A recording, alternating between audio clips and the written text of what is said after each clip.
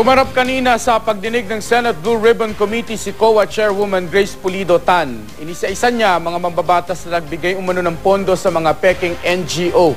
Plano naman ng Senadong imbitahan sa pagdinig ang mga whistleblower, pati na si Janet Lim Napoles. Makibalita tayo kay Jennifer Solis. Sa pagdinig ng Senate Blue Ribbon Committee kaugnay ng pork barrel scam kanina, inisa-isa ni Commission on Audit Chairwoman Grace Pulido Tan ang mga ahensya ng gobyerno at mga NGO na nakatanggap daw ng pondo mula sa mga mambabatas. Base sa record ng Department of Budget and Management, ang DA, DSWD at DPWH ang may pinakamalaking pondong nakatanggap mula 2007 hanggang 2009. Binusisi rin daw ng COA ang ilang government corporation na pinagdaanan ng pondo bago ito napunta sa mga NGO. 6 na bilyong piso raw ang napunta sa 82 NGO. 8 sa mga ito ay may kaugnayan sa sumukong si Janet Lim Napoles.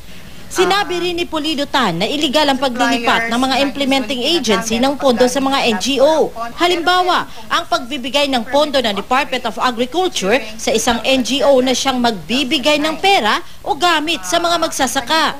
Wala po kaming nakitang batas or ordinansya na nagbibigay authority para po sa paglipat ng pondo ng bayan from a government agency to a private corporation like an NGO.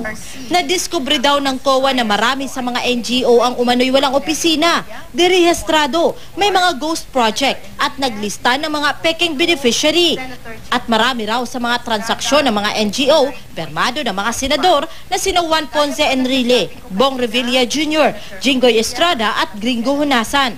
Habang isinasagawa ang special audit report ng COA, kinumpirma umano ni Revilla at Enrile na permado nila ang mga dokumento. Karamihan po, meron po silang sulat doon sa ahensya at naka-attach po ito doon naman sa disbursement voucher, kumbaga, ng ahensya pag-release ng pondo. Nauna namang nagpakuha si Revilla ng handwriting expert dahil duda raw siyang perma niya ang mga nasa dokumento.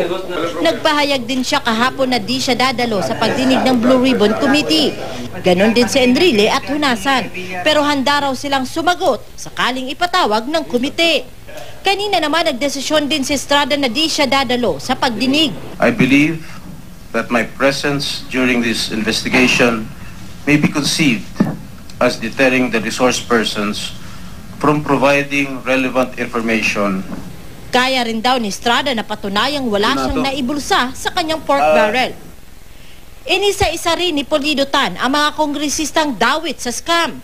Sa mga susunod na pagdinig sa Senado, planong imbitahan ang mga whistleblower at si Ginang Napoles. Ngayon papasok yung mga whistleblowers natin at sila yung magkukumpleto ng loop kung paano ito nangyayari itong racket na ito. Jennifer Solis, Nagbabalita, Pilipinas.